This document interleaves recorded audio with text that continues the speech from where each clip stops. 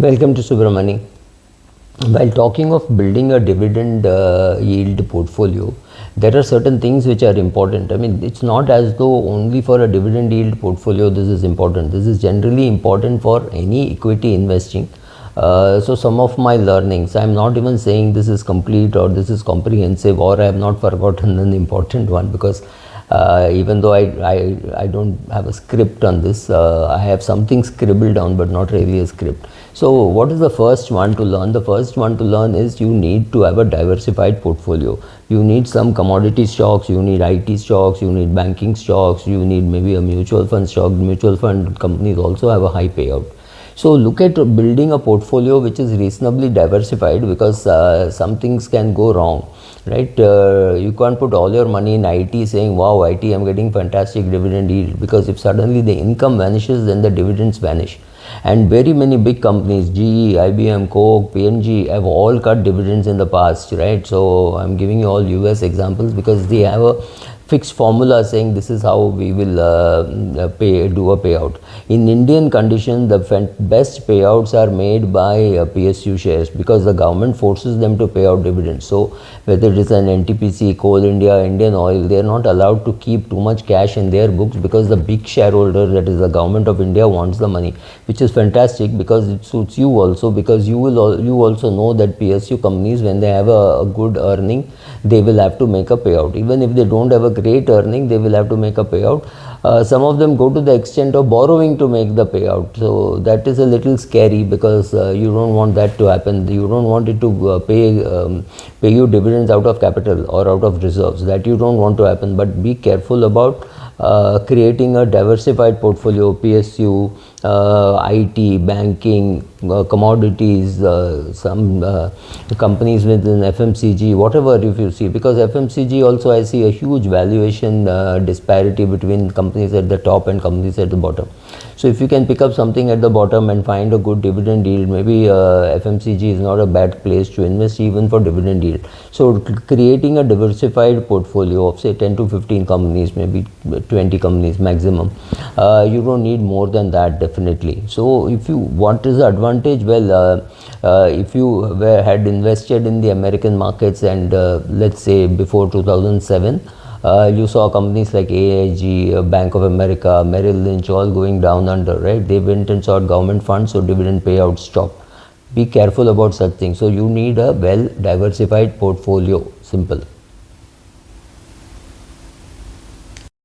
As investors, especially people like us who are earning on a monthly basis to invest, you will build your position over a period of time, and that is not too bad. Like from 119 to 187, if you had kept on buying Coal India, that you would still have done well, because when the price is 119, you may not have had enough money.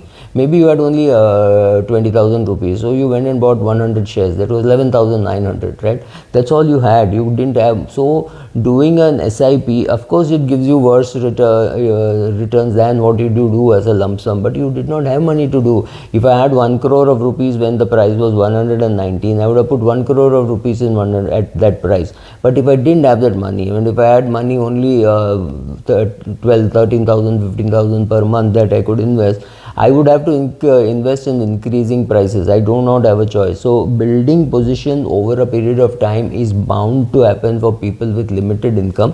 It's for fund managers who suddenly can get a big spot. This will not happen to ordinary people who are investing out of their earned income. If you're investing from an inheritance, or if you're investing from some other, you've sold something and you want to invest, that's a different case. But for most of us, an SIP method of acquiring shares is what will happen. I'm not recommending it to everybody. I may not always do it that way. I may wait for the price to correct. At a higher price, I may sell. I'll do all kind of things. But be careful, because all portfolios anyway get built over a period of time. It takes 20, 25, 30 years to build a good portfolio. And we keep putting money regularly, then the dividend comes, which we may not need, we reinvest it. That is how we all build our portfolios. Another important thing is don't chase dividend yield stocks. Some stocks look very good on paper and say, wow, this is fantastic, we should be buying. but after some time it may not be paying good dividends. So be careful about seeing which is the company, and don't chase dividend yields. Yes, on paper it looks good, but sometimes in some websites the bonus is not adjusted, so the old payout ratio is shown or old EPS is shown. So and you think, wow, the dividend yield is fantastic. Not always, right? Be careful about the numbers. Be careful while you're doing research. Don't use too much of leverage. Just imagine if you're getting money at 8%, and you're getting dividend yield of 12%, it looks very attractive, right? So don't do that. Don't do excess leverage. Don't do leverage at all, because you're building a portfolio for your old age. So why should you leverage now and then repay the loan?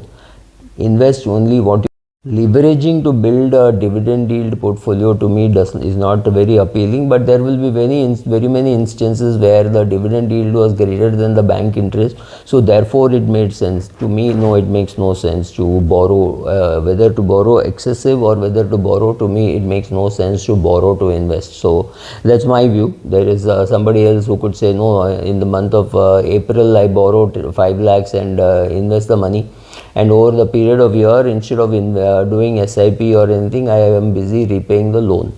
Is it a good way to look at it? I am not very keen to borrow money to invest in a dividend yield portfolio, right? It's too risky. So don't use excessive leverage. Don't be in companies with very excessive leverage. Leverage can hurt all this. Another very important thing is, suddenly you might find a share which you thought was a good buy at 110, hovering at 130, then 6 months later you see the price is 135. Then you say, oh, now I think it's a new low, the company will never hit 110 again, so this is what my broker told me, etc., etc. Therefore you justify the price at 130. But please remember, you need to look at two things: dividends and increasing dividends. If this is not happening, don't overpay. Generally we think, oh, my father got this share and therefore I'm getting a good dividend yield. Yes, but then that is 20, 30, 40 years of holding. You need to know that. So your own portfolio can't perform as well as an old portfolio. Or rather, your new shares cannot perform as well as the old members of your portfolio. So be careful about that. Understand what you're investing into, right? You can't just look at one ratio called dividend yield and say, oh, there's good dividend yield, so I will invest. Maybe there would be ESG issues. Maybe there would be people would say, oh, it's a coal business, coal is going to be replaced. Whatever, people will have all those kind of views. So understand what business you are getting into, asking the right questions, asking the right people the right questions. All this is very important. Try to understand the business, because if you don't understand the business, you do not know. And if you do not know why the dividend payout ratio is high, one day when the dividend payout vanishes or the dividend vanishes, then you will say, oh, this is what he said. This is, don't get into that kind of a thing. So if you don't understand, do not invest. Thank you.